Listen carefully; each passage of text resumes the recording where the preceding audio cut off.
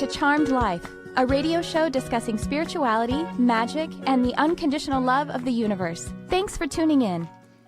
And I'm your host, Tricia Carr. Thank you so much for joining me today. If you are joining us live, well, welcome back. We are back in our regular live broadcast time, which is Sunday, 11 a.m. Pacific. We broadcast live from the Universal Broadcasting Network studios in the Sunset Gower building of Hollywood, California. Hi, Jarvis. Did you have a wonderful Christmas, New Year's, and all that? And I don't know. Yes, I did. It was great. It was great. You visited family? Yes. Me too. Great. How'd that work out? It was lovely. It was? Yes. Good for you. Oh, yes. How was yours? Difficult. Oh. It's okay. My mother-in-law does not listen. Okay. You said it with a smile, though, so. Exactly. I was being the light. Oh, no, I'm wonderful. Kidding. I'm kidding, but I'm being real as well. Anyway, I'm really glad to be back here with y'all. And if you are joining us in one of the archives, welcome. You are listening at exactly the perfect time because as we're going to learn today, time is an illusion. And everything just is. We are being. We are human beings and we are existing. So I want to tell you just a couple of things before I welcome my amazing, exciting guest. And it is all about the Lightworkers Lab. Hello, Lab. Hello, Labbers. We do broadcast directly into this spiritual community, which is hosted on Facebook book. We needed an extra book today. The Lightworkers Lab is an enrichment community. It is a fellowship. It is a resource for your spiritual development and expression. And it is founded by my amazing best friend and colleague, Crystal Ann Compton. She is a fantastic spiritual teacher and intuitive channel. She'll be on with us next week, so I hope you guys will join us then as well. And Crystal and I are offering an intuitive intensive. This is a 12-week program for you to blast open your intuitive abilities. And whether you are an advanced practicing intuitive, medium, energy healer, anything of that sort, or you've just experienced a spiritual awakening and you're like, I think I have some gifts. I think I may have some spiritual abilities. It is for all levels of development and it is going to be powerful and fantastic. We are going to cover everything. It is comprehensive, an 8-week set of teaching, 2 live teachings every week, plus additional supplemental training that will be all hosted between a live Facebook group and a student portal, dedicated student portal. Do not worry if you can't make the live teaching. It's more about the entire program being alive and going through it together with a community and being charged up in that experience together. So I invite you to check it out. 8 weeks of training, 4 weeks of practicing. 4 weeks of practicing your new discovered and new blasted open intuitive and psychic abilities. So do check it out, and you can find it at thelightworkerslab.com/intuitive. thelightworkerslab.com/intuitive, singular. We are currently running an early bird special, so I highly recommend that you go and check it out before that special expires. It starts next month, February, the 3rd week of February. So you have time before the program begins, but you don't have that much time to take advantage of the special, the early bird special. All right. Having said that, I will also tell you that my website is triciacarcharm.com. I do one-on-one sessions with animals and humans, and so I hope you'll check out my offerings. I have several classes up there as well. One to meet and work with your elemental guides, one about becoming an empowered empath and highly sensitive intuitive. So I would love to welcome you to any of the work that I'm doing. I would love to work with you. And now I will introduce you to my very exciting guest. She is an author, a healer, a channel, and a teacher. She is the author of Opening to Light Language, and this is she's an international energy healer, and she's developed an energy healing modality called crystalline soul healing. She also channels healing energies in the form of light language. If you're not familiar with light language, we're going to tell you all about it. This is a universal language of encodements that it speaks to your heart and the infinite mind, and she speaks it fluently. She channels Arion, which is the Lyran Council of Time, and they are focused on helping us with our ascension, with the ascension of the earth and of humanity. And without further ado, I will tell you her name. It's Jamye Price. Welcome, Jamye. Hello, Tricia. I'm so excited to be here. Oh, thank you so much. It's really a true an honor.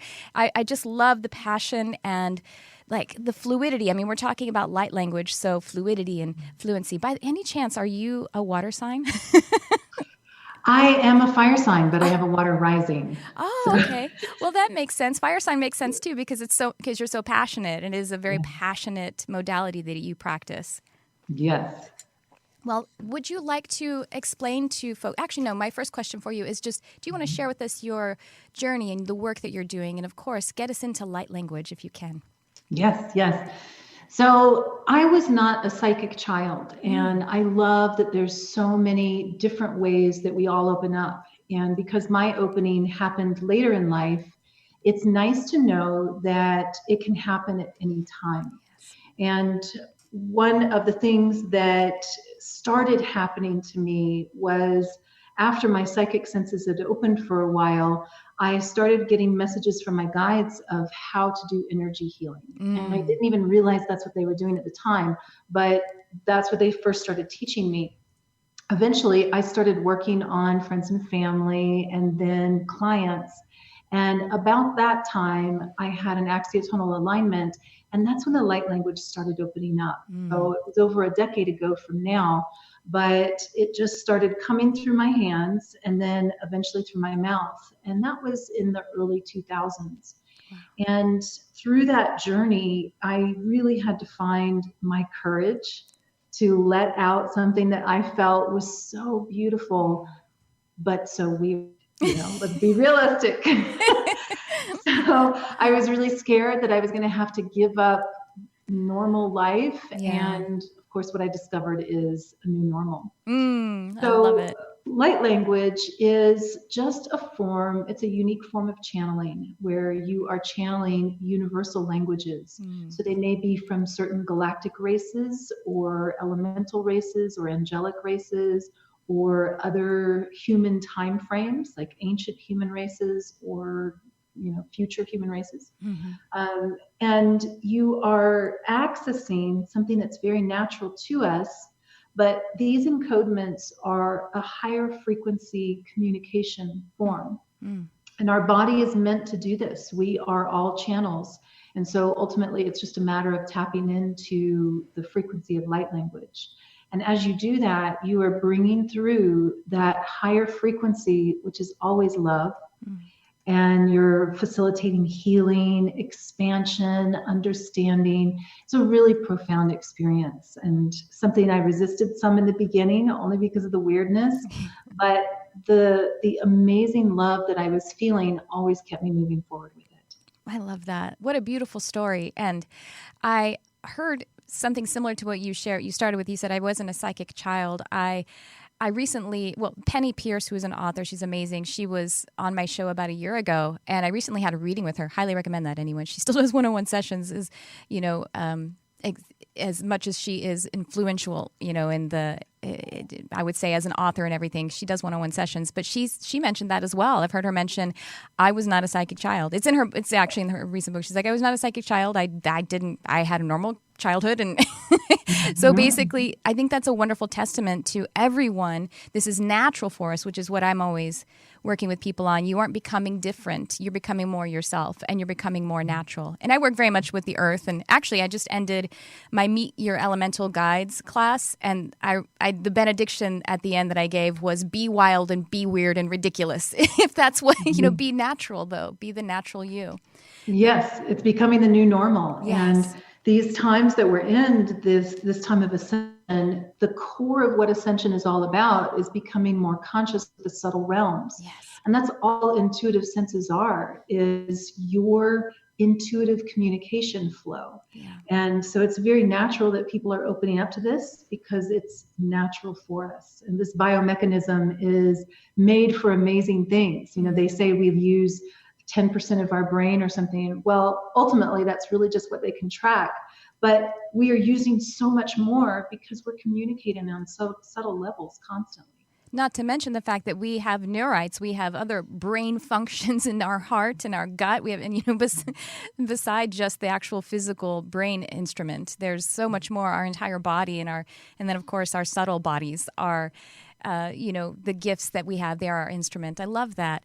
And now, so let's just tell people, in case you've never heard of light language or heard light language before, it is basically utterances of the soul as it's called in the Bible. And I actually came out of charismatic Christianity. So I was taught to do some, speaking in tongues.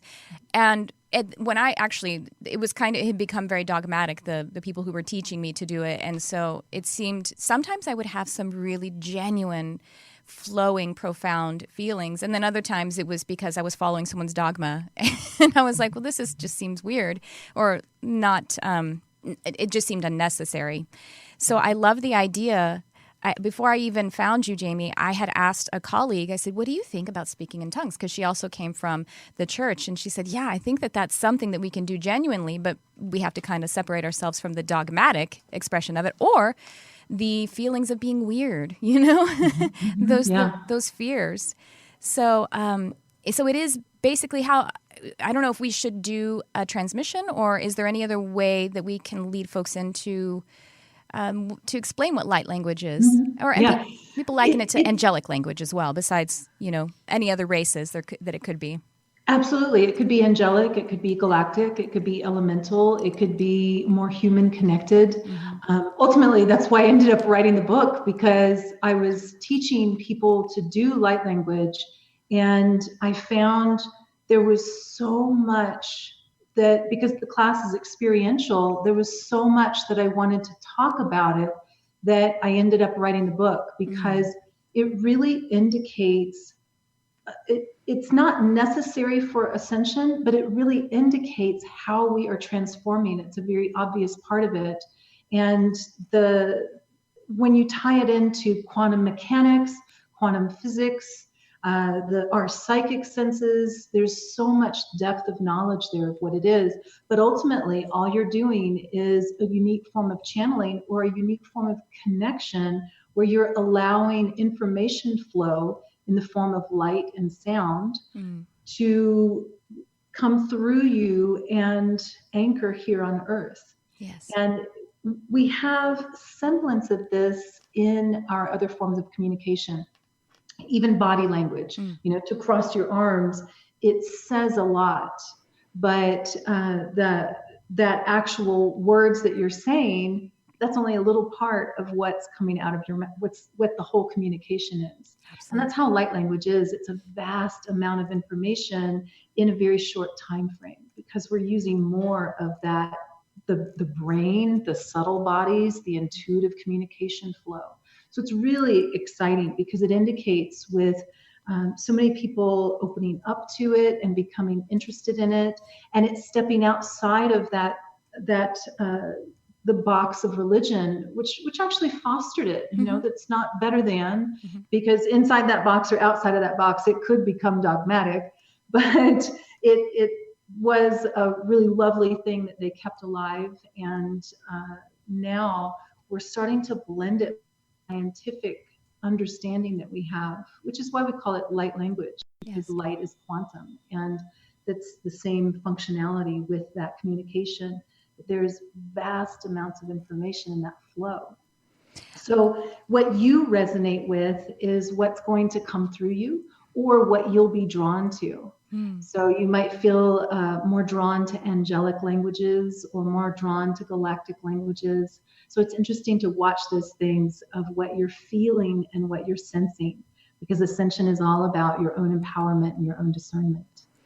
I have a question about, as we ascend, there are some ascended races, for example, like the Asasani, who use telepathy now. They don't really use that much language, as I understand. And so how does light language versus telepathy fit into us ascending? I could actually see that light language is a step toward using less verbal communication and using the fullness of our telepathy, which is something that I teach as well. So can you speak to that? Absolutely. So that's a really wonderful way of saying it, that light language is a bridge. And when you really start diving into it, you can see how it's taking our linear communication and even our subtle communication, like arms crossed, speaks volumes. It's taking our subtle and our linear communication to new levels. and it's bridging more and more subtle communication.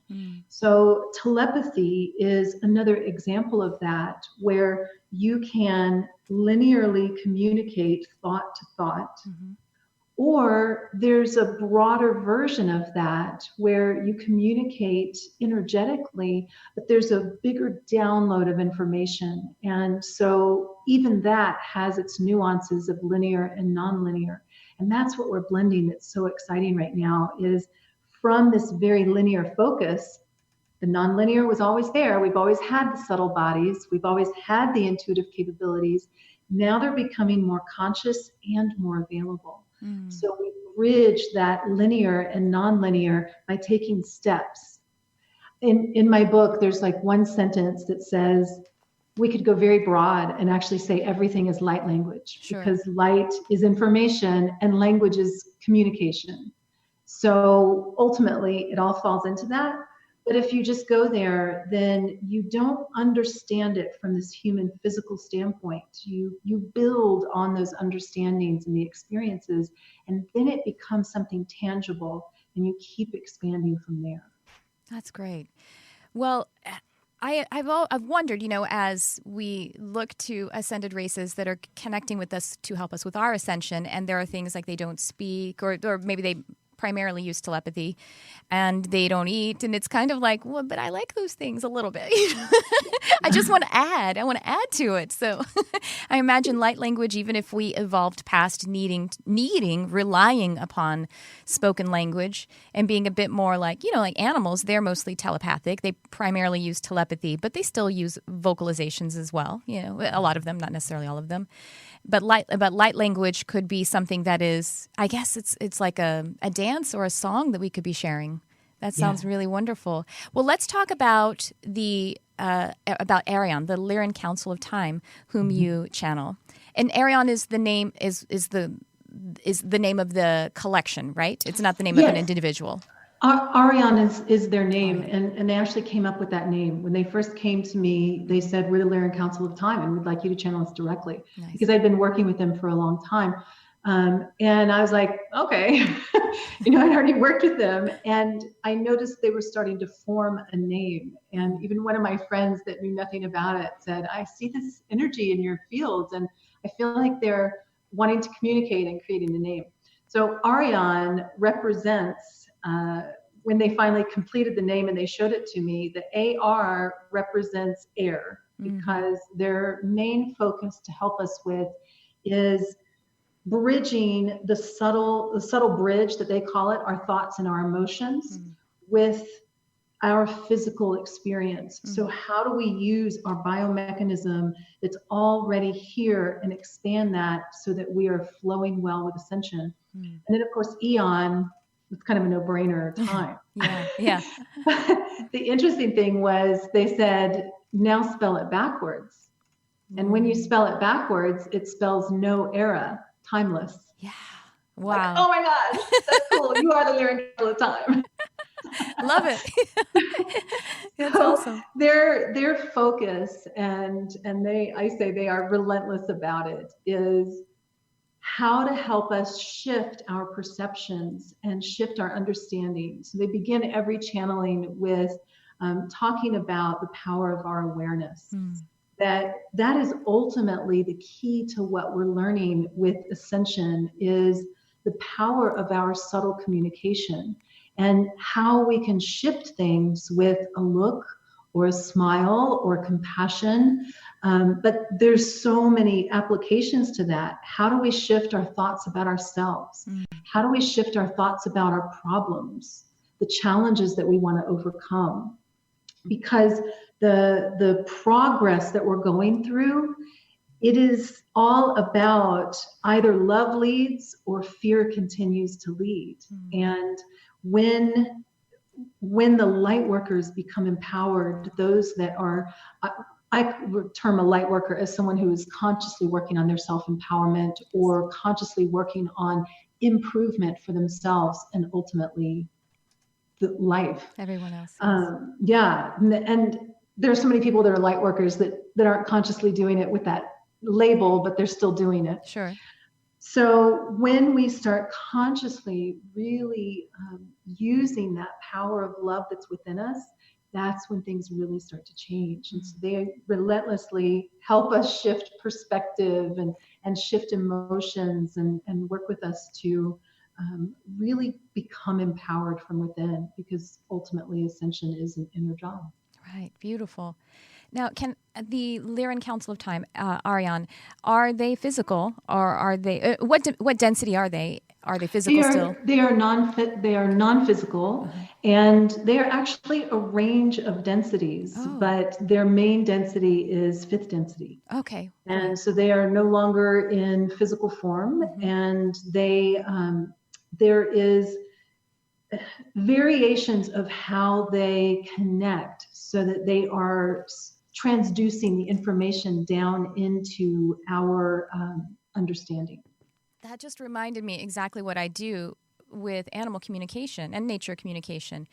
I perceive the information telepathically or telempathically or whatever it is, but in order to help other humans to understand it, I have to take it from that nonlinear and make it linear. Not only make it linear into something I can actually say with words, but also make it into something that a human can understand the perspective of. And so there's a lot of metaphors used, and a lot. It's interesting. In order to make it more linear, you have to use a lot more words sometimes. Absolutely. Yeah. Oh, wow. Wonderful. Okay. So and the Lyran, and so they are also, I was wondering, are they from Vega, or just many of the bodies, or how do they orient to the actual physical, to the actual planets in the Lyran constellation? So the way that they explain it to me is because they span time and they span densities, that it's not that they're all on Lyra or just from Lyra, because that is the core of this human track. Yes. And that's why they identify as Lyran, because it's ultimately for our completion of our human track. And not completion like it's done, but completion in continuing to move to the next level from this human standpoint. Are there still third density physicalized beings in the Lyran constellation? That, like the lion people, are they still existing in those different constellations as well? There is still life in the Lyran constellation. Third density, I'm not certain about. I'd have to ask. Physicalized, you know what I mean? Like, or third/fourth. Yeah, there's fourth. There's not third density from the information that I'm getting. Okay. Nice. Wonderful. I never heard that question before. I knew there was beings there still. Yeah. Well, one last question before we maybe do a transmission. That would be wonderful. And that question is, so, the Lyrans, as I understand, are kind of like almost like the genesis of the Seeders, and for not just Earth, but some of the other star systems, I would say. Is that right? Is that accurate, or something like that? There are other races that I feel came before the Lyrans in that incarnation that really started this human track. But I feel like they have had other incarnations that they might identify as similar to Lyrans, but not necessarily in the Lyran constellation or with that direct DNA form. Right. Did that make sense? Yeah. Well, also what was coming through when you were saying that is sort of like, but again, remember, which timeline are you looking at? You know what I mean? Like, we're talking about timelessness. Yes. And kind of like that, are you or are you your guide? I know. Exactly. Yeah. People ask me, when they're just starting to open up, they're like, I don't know if it's clairvoyance or my imagination. And I'm like, it's a fine line. I'm not saying that it's either you're creating or you're receiving, but you're using the same mechanism. So you have to kind of enter into the subtlety of it with acceptance. Stop asking the question, stop being concerned about the question if you're just seeking love. Actually, I said one more question, but one more question was, we are ascending now. Some people say that we're having a double dimensional or double density shift. We're shifting to fourth, fifth. So, and that makes sense to me because we're already third, fourth. What is your information on that, or how can you inform on that?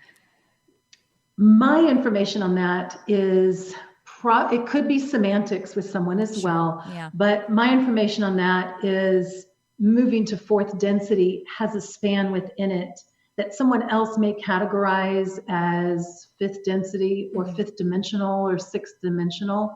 But from my understanding, we are just moving truly in this physical expression to fourth density.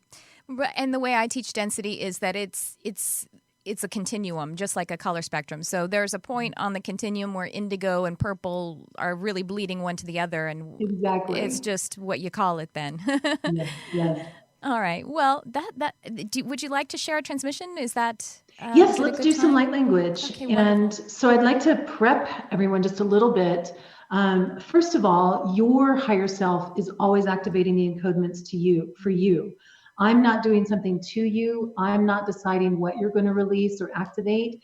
That's for your higher self. You'll receive the encodements, and then your higher self will adjust them for you. And what I'd like to do is set an intention for this transmission that we're connecting our heart and our mind. Because as I was sitting in meditation before our call, that's what I got to focus on, because that is a core piece of our ascension, really honoring the brilliance of the mind, that letting it follow that infinite brilliant heart. And you're welcome to watch me. I got over looking weird a long time ago. But what I recommend is that you look within and notice what you're feeling and what you're sensing. So rather than trying to define what I'm saying, what are you sensing? Do you have any physical sensations going on? Do you have any psychic impressions, like seeing colors or sensing a being? Do you have any thoughts or emotions that are arising that are a little out of the ordinary? So just watch some of those things and see what you notice while I do the transmission. Thank you. So taking a nice, deep and relaxing breath.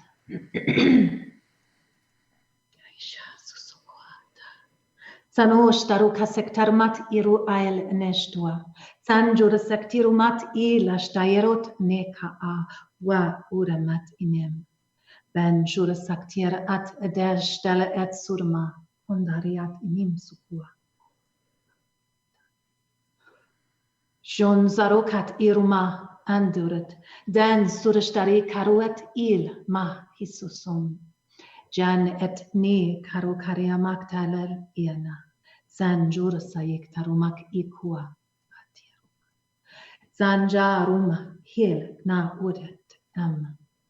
Zanastum daruak el ishtur nesuk tariat em.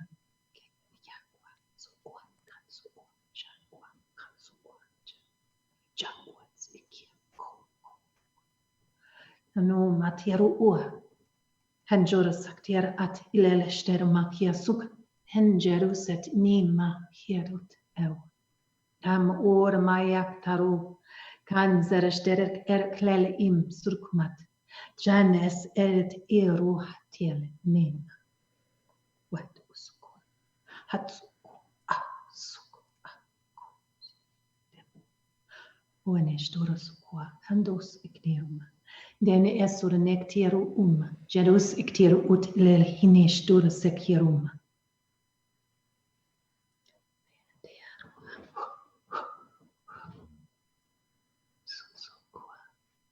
Anushtaruka sektaret ilarashtaim. Man suraket iroshtayaret esokual. Shan suraket inihi surumat irashtaru ut. Deret et im hekierumat ileleim. Jarusakturumat.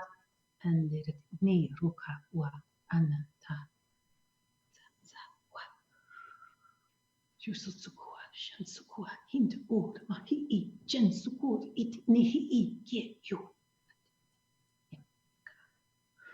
Uheru Rarat Nesukua, An Staratat Elam, Amek Teraka, Stot Sarukat Nima, Ear, Janet Herwa.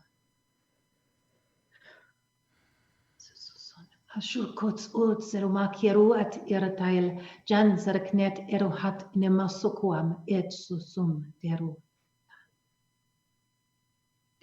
Andaru stal esurunek tiratet isurusteru ur, daner hurmak.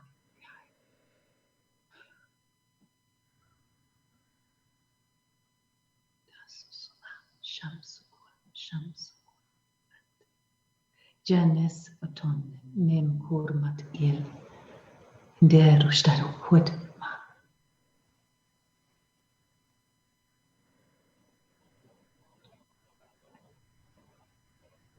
Good. Taking another deep breath. And I want to share a little of what I was getting during that transmission. But remember, your experience can be different because your higher self is activating the encodements for you. I was noticing a lot shifting from the third eye and going even throughout the brain, shifting, especially there were some channels that were going down the brain into the neck. And those were energetic channels, not actually brain channels. Mm-hmm. Then there started being a lot of focus around the heart. And it was interesting to notice that the energies were changing, sometimes for very short periods of time and going back and forth between different energies that we're channeling through.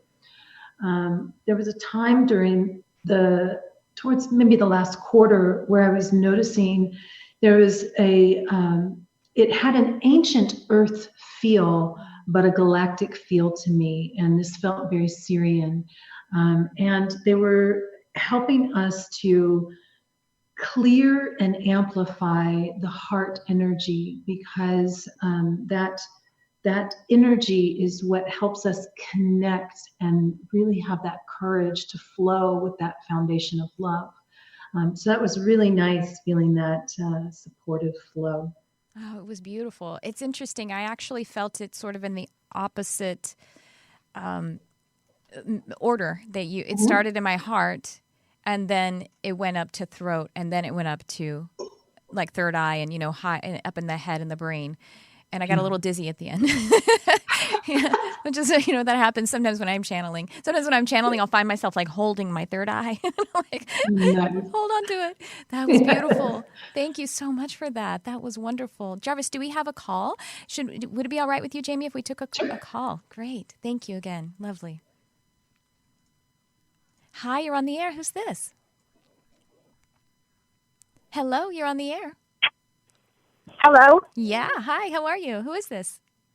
I'm good. How are you? This is Patty. Patty. Hello, Patty. We have How Jamie is Price. everybody? Hello, Patty. I was just wondering, I've been manifesting, financial abundance, and I just want to know if you see anything for the new year for me financially. Okay, great. Jamie, would you like to address Patty at all? Yes. Now, I don't do future predictions. I actually used to do psychic readings, and I think there's still value in them. But I reached a certain point where my passion was teaching people to create, because we are becoming more creative.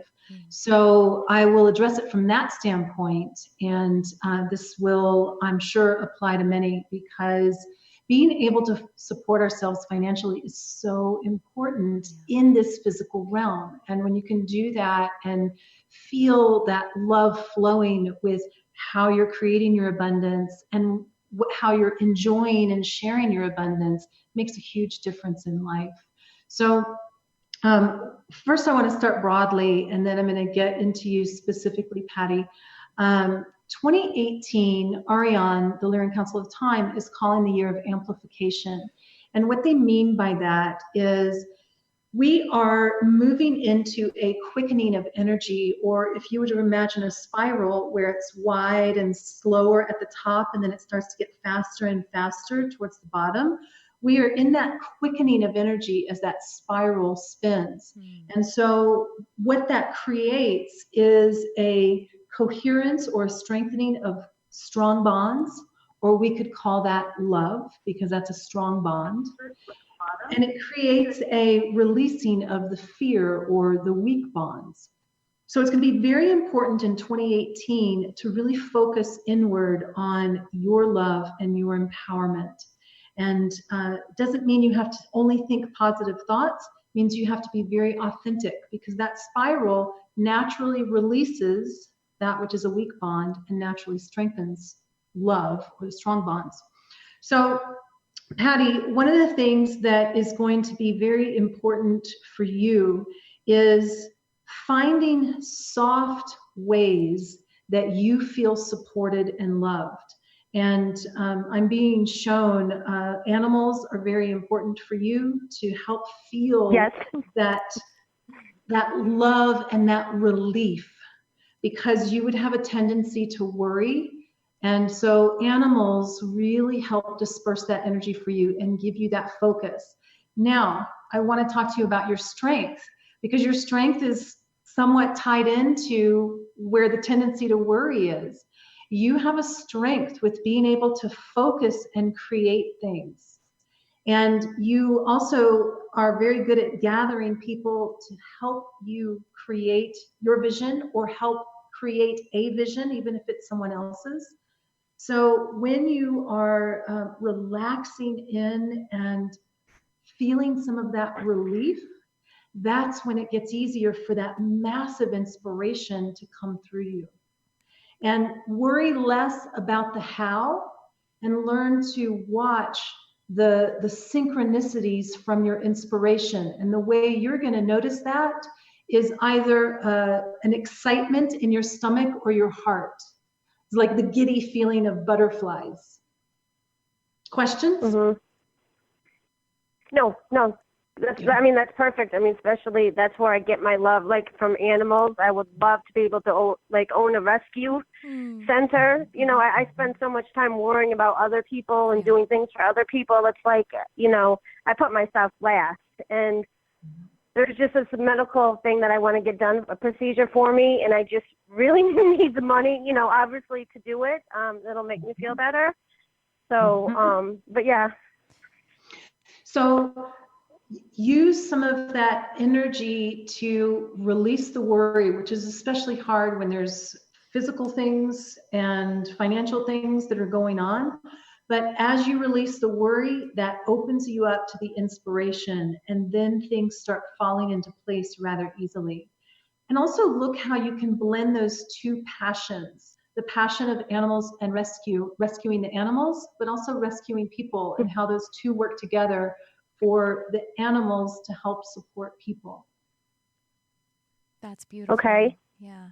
Thank you so much. That's really, Patty, and I can feel how you care for others, animals and humans alike, and just maybe you can focus upon what could help you is that the way that you best help others is that you are serving from a full cup. So that's actually, in the short term, it seems like, we feel like, well, I have to sacrifice, that's the default, but recognize that in the grander scheme of things, in the bigger picture, the higher perspective, your full cup is actually what serves others. Mm-hmm. Mm-hmm. And so you can release some of that worry and some of the, and know also that what we always do is actually assist others, that we rescue, and of course we're being a bit semantical with the language, but assisting others is the best, is really what we genuinely do, including animals. We assist them because they have their own free will as well.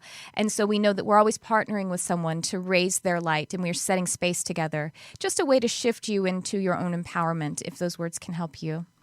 But you're doing great. Okay. Thank you so much for sharing your light and for your heart. So beautiful. We can feel your heart. It's really, really powerful. Thank you guys so much. You guys have a good day. Thank you, Tricia. Thank you, Patty. Thank you, Jamie. Thank you. Okay. She's a sweetheart. Thank you for that. What wonderful guidance. I love that. And yeah, go ahead. Sorry. Oh, no. It is so exciting to see how the changes are happening. And I feel very blessed to be able to connect with people who genuinely want to improve themselves and improve the world. Yes. It is such a blessing. And we are on such an amazing path. And it's not always obvious if you look at the news, but oh, wow, I see it. Yes, I know. Well, that's a question, actually. I wonder if you could share some light on, as we do ascend, there's some people who posit that the ascension is going to split the earth into two different realities, and the folks who insist on not ascending will be on an Earth 1 or an Earth B or whatever, however you want to look at it. B for bad. No. Exactly. and I could see that, but it doesn't really matter because we wouldn't know it then, if we ascended, and then I think that there would be, there are infinite timelines and there are infinite versions of ourselves. So I think we would probably, if that happens, then we are bringing along with us the versions of those folks who did ascend or something along those lines. You can get a little discombobulated, and I think that's why Dolores Cannon called her book series The Convoluted Universe, because it gets convoluted when we're looking at it. But anyway, do you have any information to kind of bring some clarity to that idea? Yeah. So the information that I get, I love that Ariane is so practical. And actually, when they first came to me to channel them directly, they said, we'd like you to channel us directly because humanity has shifted onto a timeline where our information can be more beneficial to them. And when the way that they talk about it is, as with everything, it is a subtle shift first and then a physical shift, because the nature of this realm, the nature of physical reality, has certain universal laws that affect it until you move beyond those laws. And so they talk about how our shift is much more of a subtle one first. And when people talk about the splitting into two separate earths, the probability that I keep getting shown with that is it's not as physical as we think it is, but there is such a chasm that's created between the subtle that it is as if you're not living the same lives. It's like one person is having this experience and then the other person is having another experience. From the standpoint of someone goes to Earth B and someone goes to Earth A, I don't see it being shown as physically separate as that, right. But that the entire experience is so different that you don't have a lot of the same reference points. So that's what I'm shown. And we already experienced that. I mean, and the more that it becomes a dichotomy or polarized, is that's happening so that we can recognize our unity. It's going to become more polarized before we can experience a new dispensation of feeling of unity. Is the way I'm feeling about it. Yeah. That's what I experience as well. And the polarization that we're seeing with people, the way that Ariane talks about it is, again, it's that spiral. We live in a spiral universe. Everything is from the spiral, the Fibonacci sequence, the golden mean sequence. And that spinning creates a clarification. That centrifuge in the lab is separating things that are a weak bond or strengthening the strong bond. And humanity is going through that now, where if you were sitting on the fence before, or if you were keeping something kind of suppressed, you're like, nobody can see it. It's getting slung out. Right. So that polarization is a natural process of, from that separation, you have a new perspective to see where the connection is or where the misconnection is and make new choices. So it's a very natural process to us, and yet that inner empowerment is always what's going to lead the actual change. And how do we? Are there any tips, practical tips, as Ariane does like to be practical, or do like to be practical? They're plural. To having these shifts and these transitions, and the quickening and the spiraling and loosening the weak bonds in a manner that is less suffering oriented. You know what I mean? Ease, even though it's fast and it lightens us to a manner that it makes us feel uncomfortable because now we're lighter and there's less weighing us down. Yeah. Any words to speak to that? Yes. So there's a couple of themes that they consistently talk about. One is authenticity, because there's a tendency for us to want to shut down any of our negatives. For light workers, that, I'm being judgmental, I shouldn't feel that way. And then we end up suppressing things, when in reality, your core that is leading you as a light worker is, I want to love life. I came here to love. It is so inherent to me that often I'll cause my own suffering in order to help others. So how can we shift all of that so that it's everyone benefiting? So that core that's leading you is, I want to love life, myself, all others, the earth, everything. So nurturing the self is what really helps that authenticity flow more easily. And they talk about it as if you were talking to a child, hands on the heart, speaking your own name, and nurturing yourself like you would a child. So when it's in times of easy things and good things, then you nurture and support that just like you would a child. Look what you did. Yeah. Oh, that's so wonderful. Yeah. And when it's in a time of feeling icky or negative or frustrating, then you nurture yourself like you would a child. Yes. So that you're relaxing into things more and really supporting your authenticity. Because those parts of us that say, well, that's wrong, or I don't like that, that's just an emotional response that if you give it its nurturance, it shifts into, oh, I don't like that, but I can see how someone else would. So it all becomes a much easier flow with the positives and the negatives. And that's that core of duality. This is a dual experience in this realm. There's the inner and there's the outer, and we see that all around us in physicality. So when you start to look beyond that obvious, that's where you start dealing with connection and something that's positive and negative. Instead of being on one side or the other, you've expanded out to encompass it all, and it all just becomes beautiful life. Wonderful. And when you hold that space, that's when things really start to change, and people stop reacting so much from fear because they feel that encompassing, loving, accepting energy. Mm-hmm. The universe is so literal. So if we are able to love ourselves and bring that to an experience with someone else, to an engagement, then they feel the energy of loving themselves. That's just how literal it is. And it reminds me of one, not too long ago, I was in meditation and envisioning something I wanted to manifest, something career-wise, and it was big and it was beautiful and it was exciting. And I asked my guides, how do I do that? How do I align with that? And their answer was, love yourself into it. And I was like, whoa, that's not clear. No, no, I knew what they meant. I was like, are you sure I can't fill out some paperwork? No, I'm just kidding.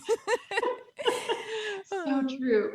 One time I complained to them, I was getting information and it was so subtle that I couldn't understand how it was applying in. And so I was like, give it to me clearer. I am a human. Yeah. And so it stopped coming in and I was like, hey, wait a minute. And they were like, it's subtle for a reason. Yeah, exactly. It hasn't all formed. So it's coming in the form that it needs to. It's a tender seed. Well, Jamye, we are just about out of time. Would you please let folks know how they can get in touch with you? And thank you so much for all that you shared today. So wonderful. Wonderful. So edified really by nice you. To meet you, Tricia. My pleasure. So you can find me at my website, jamyeprice.com. There's so much over there. I have a free newsletter that I send out every week, and that has free light language transmissions in it. Lots of great channeled information and practical teachings.